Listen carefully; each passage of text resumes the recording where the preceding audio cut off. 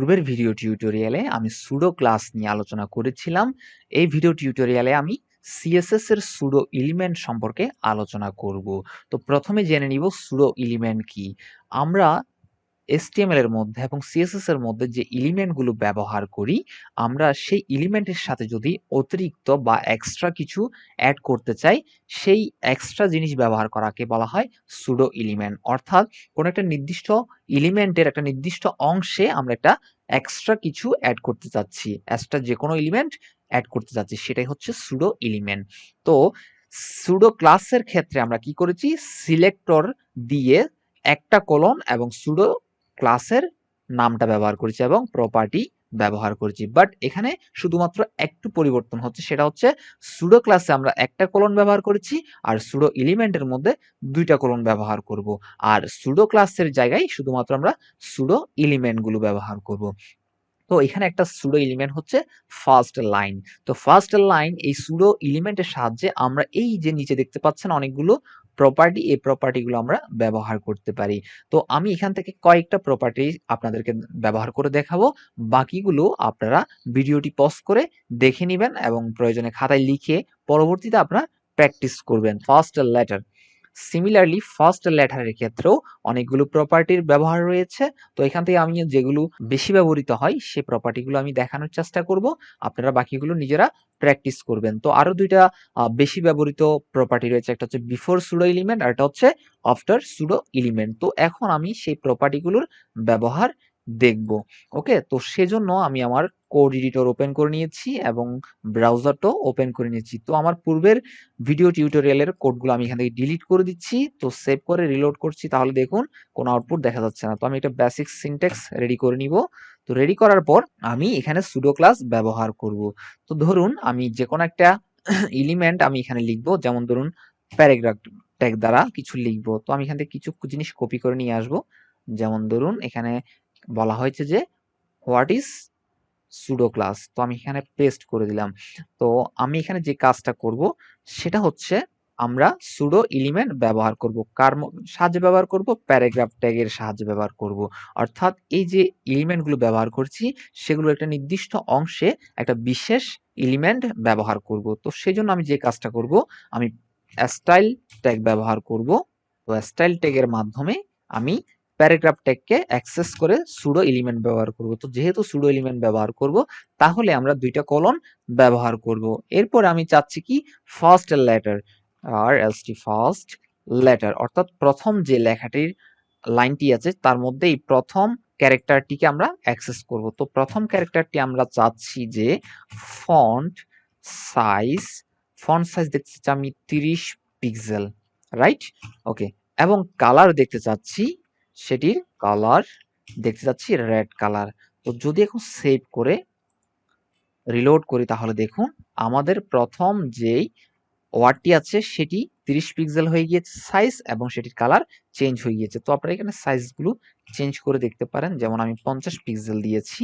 তো এখন সেভ করে রিলোড করলাম, তাহলে দেখুন কোনো পরিবর্তন হচ্ছে না, কারণ আমি এখানে একটা জিনিস ভুল লিখেছি। সেটা হচ্ছে এখানে দিতে হবে সাইজ, বাট আমি লিখে ফেলেছি স্টাইল। ওকে, তো এখন যদি সেভ করে রিলোড করি, তাহলে দেখুন এই ডাব্লিউটা 50 পিক্সেল পরিমাণ বড় হয়ে গিয়েছে। তো আমি এতটুকু চাইবো না, কারণ এত বড় কোনো এলিমেন্ট হতে পারে না, দেখতে জিনিসটা খুবই খারাপ দেখায়। তো আমি এটা কি করব, এখান থেকে এটা কমিয়ে দিব।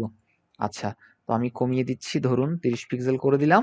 সেভ করে আমি রিলোড করলাম, তাহলে দেখুন অনেকটা চেঞ্জ হয়ে গিয়েছে। আচ্ছা, তো এটা গেল ফার্স্ট লেটারের কাজ।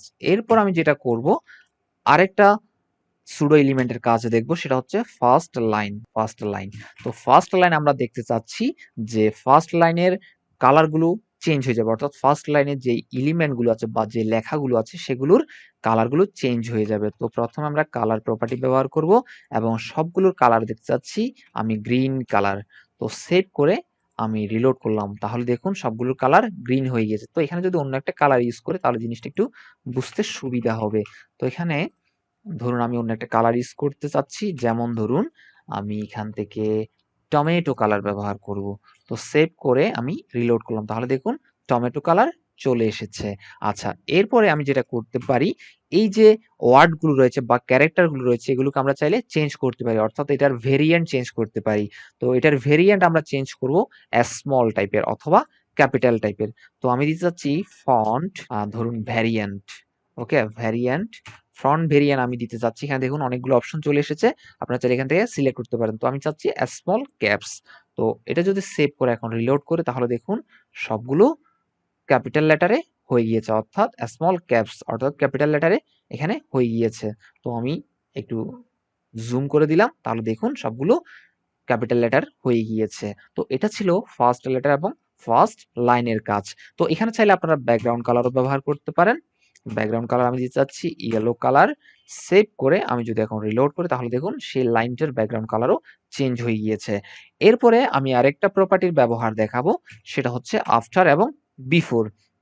তো এখানে আমি যে কাজটা করব, আমি একটা H1 ট্যাগ নিব এবং এর মধ্যে বলবো যে ওয়েল ওয়েলকাম বলবো না, আমি বলবো welcome to my YouTube channels. Okay, তো একটা জিনিস খেয়াল করুন, আমি লিখেছি to my YouTube channel, but আমি এখানে ওয়েলকাম লিখিনি। তো ওয়েলকামটা কিভাবে লিখবো সেটা আমরা একটু দেখবো এখানে। তো আমরা কখনো যদি কোনো কিছুর প্রয়োজন পড়ে এক্ষেত্রে আমরা কিভাবে এগুলো লিখবো। তো H1 ট্যাগের মধ্যে আমি সুডো এলিমেন্ট ব্যবহার করব। তো সুডো এলিমেন্ট ব্যবহার করার জন্য আমি যেহেতু লাইনের প্রথমেই ব্যবহার করব, তাহলে দেখুন আমাদের বিফোর ব্যবহার করতে হবে। তো BEFORE।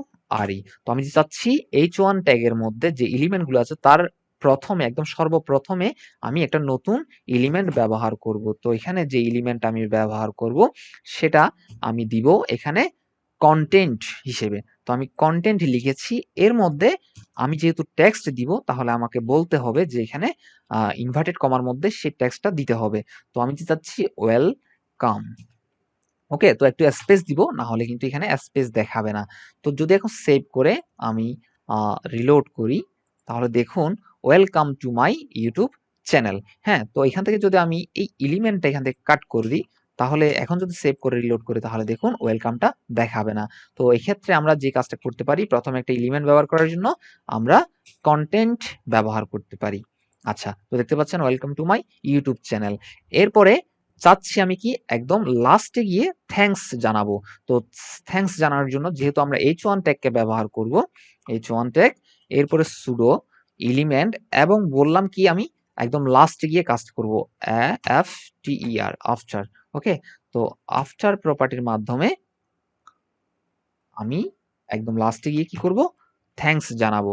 তো H1 প্রপার্টি ট্যাগ এবং এরপর হচ্ছে আফটার আফটার এরপর আমি দিতে যাচ্ছি কন্টেন্ট থ্যাঙ্কস, THANKS থ্যাঙ্কস। ওকে, তো এখন যদি সেভ করে রিলোড করি তাহলে দেখুন একদম শেষে গিয়ে আমাদেরকে থ্যাঙ্কস দেখাচ্ছে, বাট এটা লেগে দেখাচ্ছে, সেজন্য আমরা কি করতে পারি, এখানে একটা স্পেস দিতে পারি। তো সেভ করে রিলোড করলাম তাহলে দেখুন থ্যাঙ্কস দেখাচ্ছে। আচ্ছা, তো এভাবে আমরা চাইলে আমাদের এলিমেন্ট গুলো ব্যবহার করতে পারি। তো এখানে আমি আরেকটা কাজ করতে পারি, যেমন ধরুন আমি একটা প্যারাগ্রাফ ট্যাগ নিলাম, যেমন আমি প্যারাগ্রাফ দিলাম, এরপরে বললাম কি আই লাভ প্রোগ্রামিং। হ্যাঁ, তো LOVE লাভ প্রোগ্রামিং। এখন এটা যদি সেভ করে আমি রিলোড করি তাহলে দেখুন এখানে আই লাভ প্রোগ্রামিং দেখাচ্ছে। তো প্যারাগ্রাফ ট্যাগের মধ্যে আমি কালার দিয়েছিলাম ব্যাকগ্রাউন্ড কালার, সেজন্য এখানে প্যারাগ্রাফ ট্যাগ দেখাচ্ছে। তো আমি এটা প্যারাগ্রাফ ট্যাগ না দিয়ে আমরা বলি যে H2। ওকে, H2 ট্যাগের মাধ্যমে এটা ব্যবহার করব। তো H2 ট্যাগ দিয়ে দিলাম। এরপরে আমি যদি সেভ করে রিলোড করি তাহলে দেখুন এখন চেঞ্জ হয়ে গেছে। এখন চাচ্ছি কি আমি এই লাভটা না দিয়ে একটা ইমোজি ব্যবহার করব। তো সেজন্য আমি এখানে যে কাজটা করতে পারি, স্প্যান ট্যাগ ব্যবহার করতে পারি এবং স্প্যান ট্যাগের মধ্যে আমি কি করব, আমরা লাভ ইমোজি ব্যবহার করব। তো লাভ ইমোজি ব্যবহার কিভাবে করতে হয় আশা করি আপনারা নিশ্চয়ই জানেন, কারণ আমি এর পূর্বের ভিডিও টিউটোরিয়ালে আমি ইমোজি কিভাবে অ্যাড করতে হয় সেটা দেখিয়েছিলাম।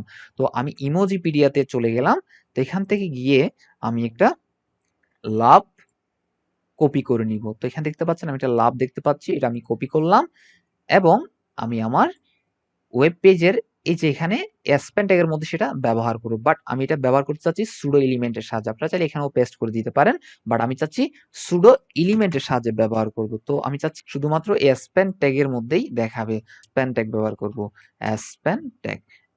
তো এখন যদি সেভ করে রিলোড করি তাহলে কিন্তু দেখাচ্ছে আই লাভ প্রোগ্রামিং। তো এভাবে আমরা সুডো এলিমেন্ট গুলো ব্যবহার করতে পারি। আশা করি আপনারা ভিডিও টিউটোরিয়ালটি খুব ভালোভাবে বুঝতে পেরেছেন। তো পরবর্তী ভিডিও টিউটোরিয়াল অন্য একটা গুরুত্বপূর্ণ টপিক নিয়ে আলোচনা করব। তো সকলে ভালো থাকবেন, সুস্থ থাকবেন। ধন্যবাদ।